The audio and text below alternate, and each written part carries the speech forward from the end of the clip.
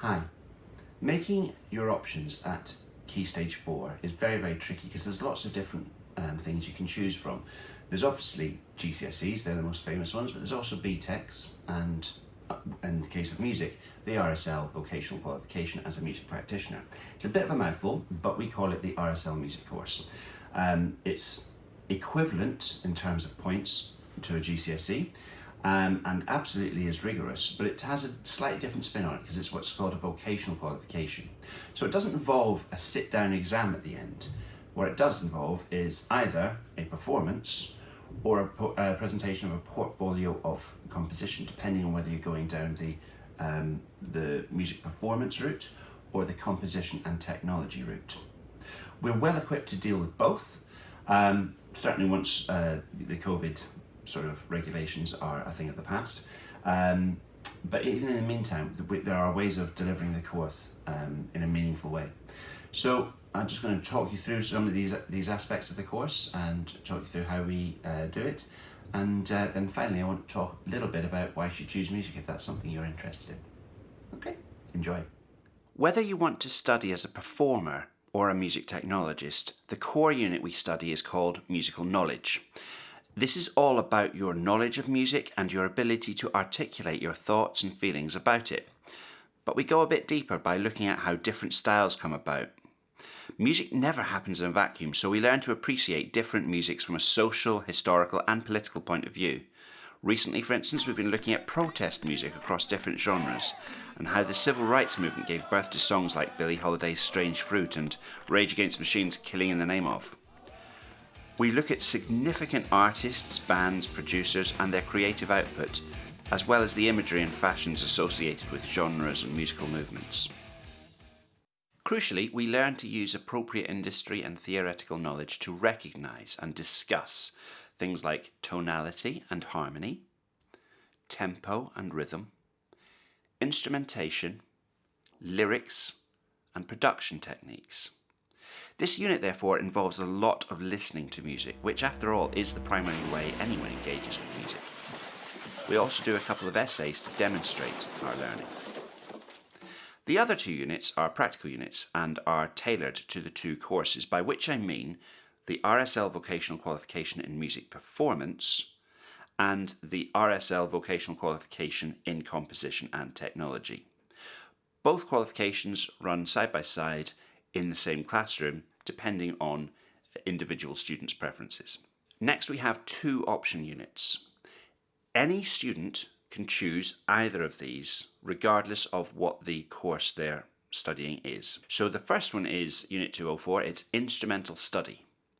And the second one is 207, using a DAW or a Digital Audio Workstation. So in short, everyone studies the musical knowledge unit, and everyone has a free choice between the instrumental study unit and the using a digital audio workstation unit. The final unit that you do is specific to the qualification you have chosen. So if you're on the performance qualification, you will do a live music performance unit where you plan, carry out and review a live performance to an externally set brief. If you're on the music technology and composition unit, you do a unit called Music Sequencing and Production, again to an externally set brief asking you to plan, create and produce, then review a portfolio of composition. A question I'm often asked is, do I need to be able to play an instrument to be able to study music at Key Stage 4? For the RSL course, we've got two options available to you. You either go for the music performance qualification, which obviously would require you to be able to play an instrument, though even if you can't currently play an instrument, as long as you've got the commitment and the desire to learn the instrument, there is time over the 2-year course to be able to make enough progress to be able to do the external performance thing at the end. But also one of the option units is about your ability to improve on an instrument. Now that doesn't sort of assume prior learning on that instrument. You could be a beginner making targets and developing. Or you could be a semi-professional musician making targets and beginning. Either way, you can still access the higher outcomes, the distinction level outcomes on that unit. If you haven't got any instrumental skills, that might prove a little bit difficult for the external unit, But then there's also the composition and technology qualification, where it's much more about your ability to work with technology and music technology particularly. Now in that unit we will study some basic keyboard skills just to enable you with the composition stuff a little bit more. But so yeah, essentially you don't have to be able to play an instrument, but it definitely helps. Okay, but we do have some fantastic visiting tutors who come in every week and provide some very, very high quality tuition. They're well experienced, not just as musicians, but as teachers as well, and that's very important to me.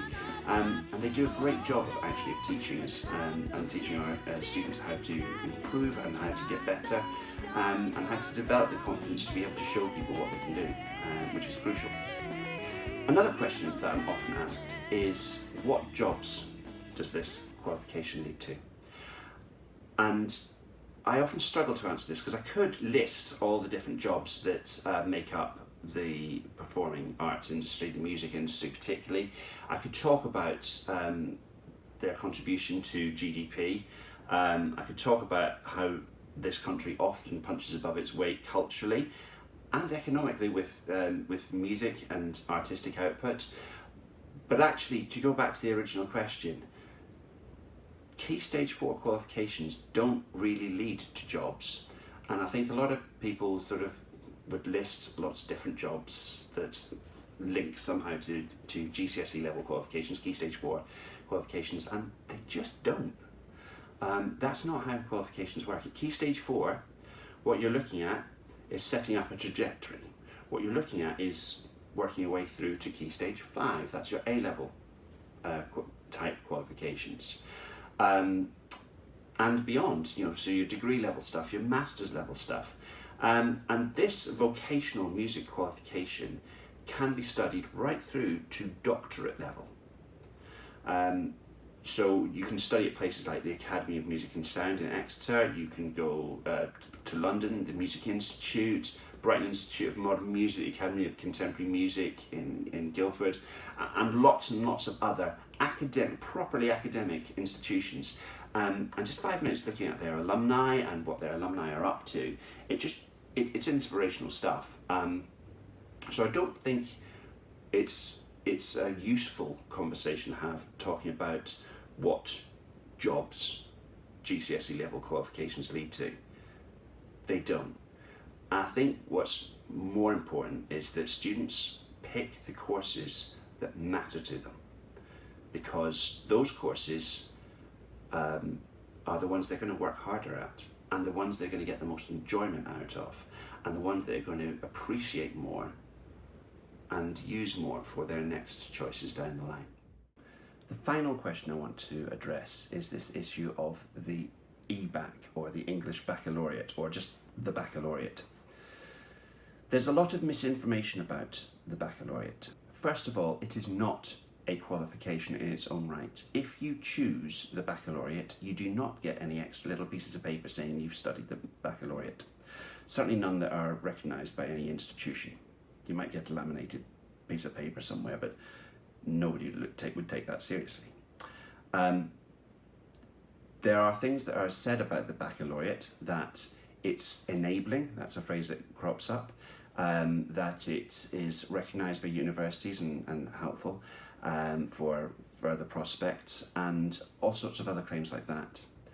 I would encourage you, where you hear those sorts of claims being made, to ask for the evidence. There is none. The government talked about a study that was done by the Institute of Education, where I actually studied my master's qualification. I got in touch with the tutors on my course there, and they said it's misquoted, it's misrepresented, and it is basically nonsense. What the English Baccalaureate is a performance measure for schools. It makes sense for the school to be promoting that, especially with students that it thinks would benefit from it. Now, if those subjects, English, maths, science, history or geography and a language, matter to you, then do them by all means. If they don't feel pressure to do them. Enjoy your learning. Pick courses that matter to you. And if somebody makes a claim about the English Baccalaureate that sounds persuasive, ask them for the evidence. If you want any evidence to back up my claims, I'm more than happy to share that. Just need to give me an email and I will send you the relevant documents and links. Thanks very much.